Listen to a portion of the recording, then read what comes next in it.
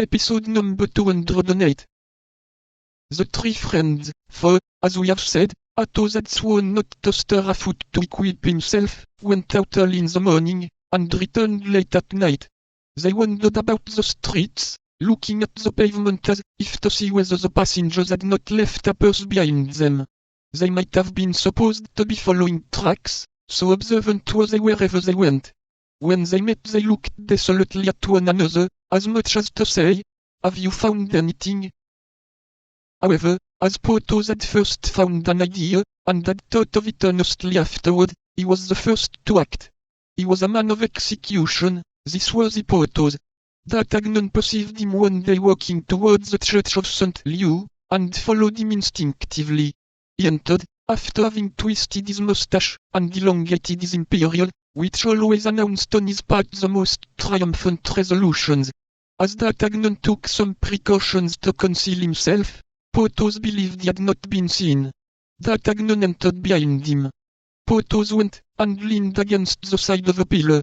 D'Artagnan, still unperceived, supported himself against the other side.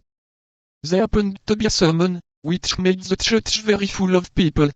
Porthos took advantage of this circumstance to ogle the women. Thanks to the case of Mousqueton, the exterior was far from announcing the distress of the interior. His hat was a little napless, his feather was a little faded, his gold lace was a little tarnished, his laces were a trifle frayed, but in the obscurity of the church these things were not seen, and Porthos was still the handsome Porthos. D'Artagnan observed, on the bench nearest to the pillar against which Porthos leaned, a sort of ripe beauty, rather yellow, and rather dry, but erect, and haughty under a black hood. The eyes of Porthos were furtively cast upon this lady, and then roved about at large over the nave. On her side the lady, who from time to time blushed, darted with the rapidity of lightning a glance towards the inconstant Porthos, and then immediately the eyes of Porthos wandered anxiously. It was plain that this mode of proceeding piqued the lady in the black hood, for she bit her lips till they bled, scratched the end of her nose, and could not sit still in a seat.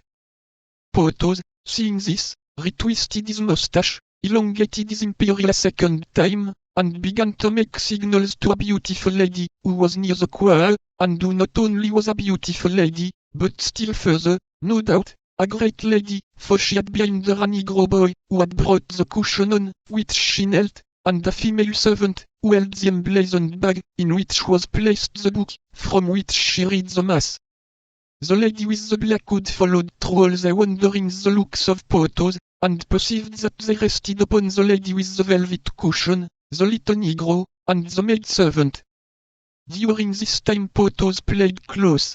It was almost imperceptible motions of his eyes, fingers placed upon the lips, little assassinating smiles, which really did assassinate the disdained beauty. Then she cried, under cover of the mea culpa, striking a breast so vigorously that everybody, even the lady with the red cushion, turned round toward her. Porthos paid no attention. Nevertheless, he understood it all, but was deaf.